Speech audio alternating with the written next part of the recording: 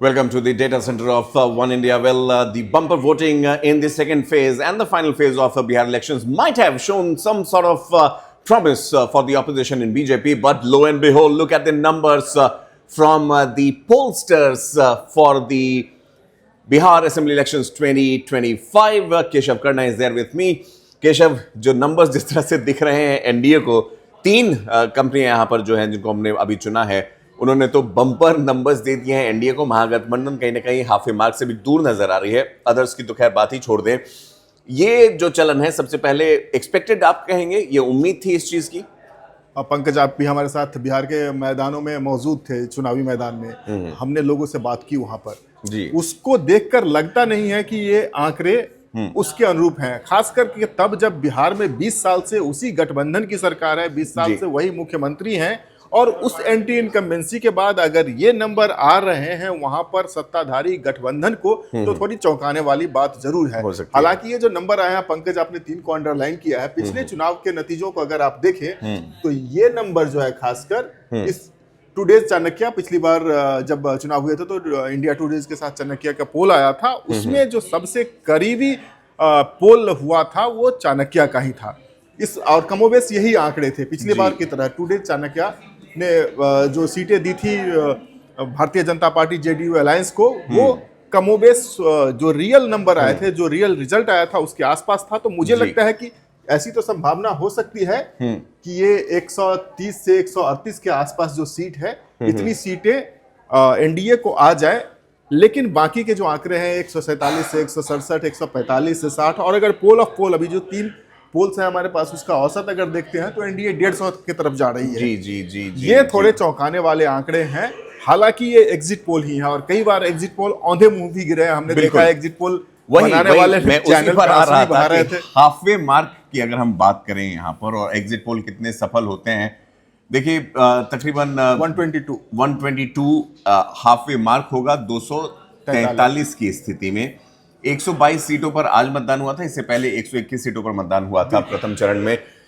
ये जो आंकड़े हैं 122 के फिगर से देखें तो सबने एक तरीके से क्लीन मेजॉरिटी दे दी। और हम अगर यहाँ पर एक नंबर और लिखे, 125 जो आंकड़ा था एनडीए का पिछले विधानसभा चुनाव में, 2020 के चुनाव में 243 में से 225 सीटें एनडीए ने जीता था जी। 225 आप कह रहे हैं? 225 जी, माफ कीजिए, 125 बिल्कुल ठीक है हाँ। 125 सीटें एनडीए ने जीती थी। अब अगर यहाँ पर ये इसका अगर एवरेज लेते हैं हम, तो 152-53 सीटें एनडीए जीत रही है मेटराइज के अनुसार। चाणक्य को लेते हैं तो करीब 132-35 सीटें जीत रही है। अगर दैनिक भास्कर को फॉलो करते हैं, दैनिक भास्कर के साथ कैसे संबंध रहे हैं भारतीय जनता पार्टी के, वो जानते, लेकिन यहाँ पर भी 155 के आसपास, 152-55 तक ये दे रहे हैं। बिल्कुल।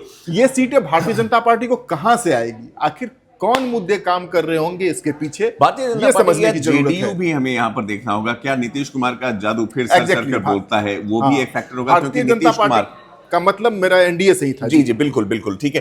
देखिए एक चीज और है यहाँ पर, ये एक ट्रेंड रहा है केशव, हमने देखा है कि जो सत्तारूढ़ पार्टी होती है, और ऑलमोस्ट अभी जो रिसेंटली इलेक्शंस हुए हैं उसमें बीजेपी ही सत्ता में रही है, या उसकी जो सहयोगी पार्टियों सत्ता में रही है, तो इन पोलिंग एजेंसीज का, पोलस्टर्स का एक लगाव, एक रुझान सा नजर आता है टुवर्ड्स दी एस्टेब्लिशमेंट। ठीक है, उसको भी अगर हम नजरअंदाज थोड़ा सा उसके एरर मार्जिन रखते हैं, उसके बावजूद भी ये नंबर्स जो हैं वो एक क्लीन स्वीप की तरफ इशारा कर रहे हैं। बिल्कुल। और दूसरा, अब जो आपने पॉसिबल पॉइंट बताया, ठीक है, ये नंबर्स यहां पर अभी आते हैं और भी इसमें एक नाम जुड़ते जाएंगे, लेकिन क्या वैधता है एग्जिट पोल्स की, ये 11 तारीख को 14 को पता चलेगा। बहरहाल एग्जिट पोल के संदर्भ में मैं बता दूं कि एग्जिट पोल में कुछ चीजें बहुत मायने रखती है।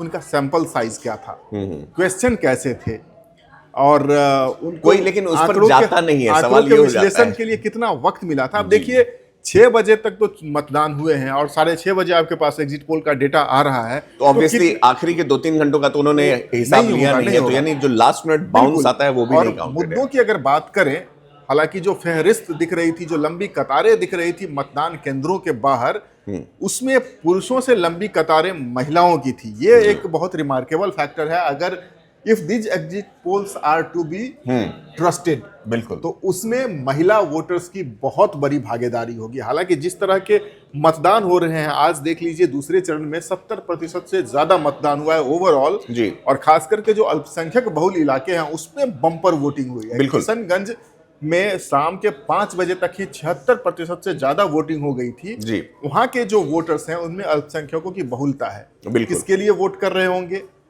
वो जब जी। इतना वोट कर रहे हैं तो क्या इतनी सारी सीटें एनडीए के खाते में ट्रांसलेट होगी? देखिए वो तो कई तय सारे है, प्रश्न हैं। वो तो तय है कि जो आखिरी के 2 घंटे मैं सेफली कह सकता हूं, क्योंकि इन डेटा को बनाने में हिस्टोरिकल डेटा भी लगा हुआ रहता है, तो वो तो काउंट नहीं होते हैं, ये बात तय है। दूसरी चीज ये है कि एग्जिट पोल्स का जो फ्लेवर होता है वो लास्ट डे ऑफ पोलिंग से लेकर काउंटिंग डे तक ही रहता है। बिल्कुल बिल्कुल। और हमने देखा है उत्तरोत्तर ये सारे धराशायी होकर गिरते ही हैं, लेकिन the fact of the matter is कि हमें यहाँ पर एरर मार्जिन को ध्यान में रखते हुए भी हमें ये देखना होगा कि क्या ये नंबर प्रासंगिक लगते हैं, संभव लगते हैं कि नहीं।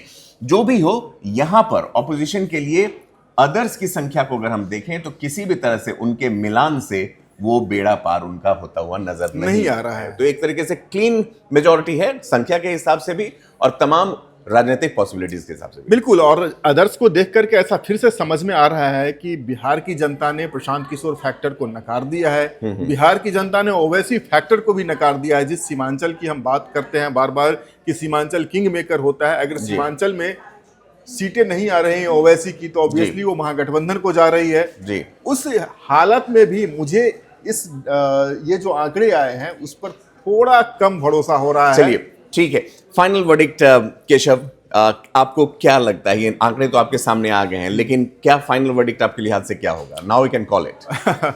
मुझे अपने ग्राउंड पे जो हमारे अनुभव है उसके हिसाब से लग रहा है कि राष्ट्रीय Janata Dal will still be the SLP, single largest party, वो रह सकती है। हालांकि महागठबंधन सत्ता के उस जादुई नंबर से फिर से दूर रह जाएगी, जो अभी तक होता आ रहा है। अगर आप मेरी राय पूछें केशव, और मैं अपने दर्शकों को अपनी व्यक्तिगत राय बताता हूं, मुझे लगता है 2 पॉसिबिलिटीज जिस पर I am hedging my bets on.